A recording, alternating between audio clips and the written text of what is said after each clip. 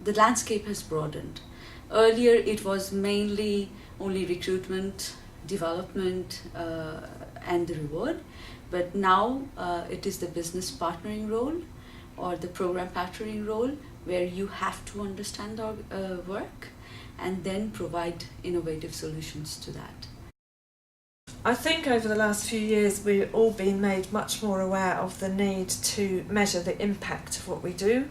And there's a growing need for staff in all disciplines and all functions to be able to describe, articulate, represent what it is that they've done and what difference it made.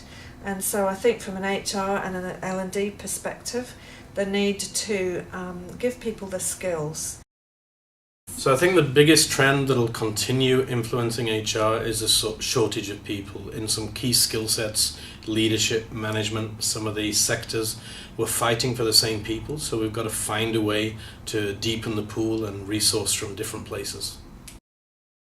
The trend that I'm seeing is that HR is becoming more and more proactive. It's moving away from that kind of transactional function where ER or employment relations issues and payroll was like the crux of HR. We're moving much more into that strategic function. We do HR in quite often a less traditional way. We don't have a separate organisational development unit or department. HR is that, and in fact that's why it's called the people unit rather than the HR unit. And I sit on the senior management team, and I think going forwards that's really important that organisations are keeping this function up there at the strategic level.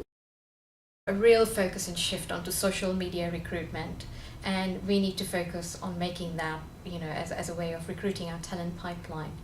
In terms of focusing for the future is really around learning and development opportunities, giving that career progression and retaining that key talent in our organisation, and preparing for the millennial workforce that will be coming in. So we need to be preparing for recruiting them into our organisation.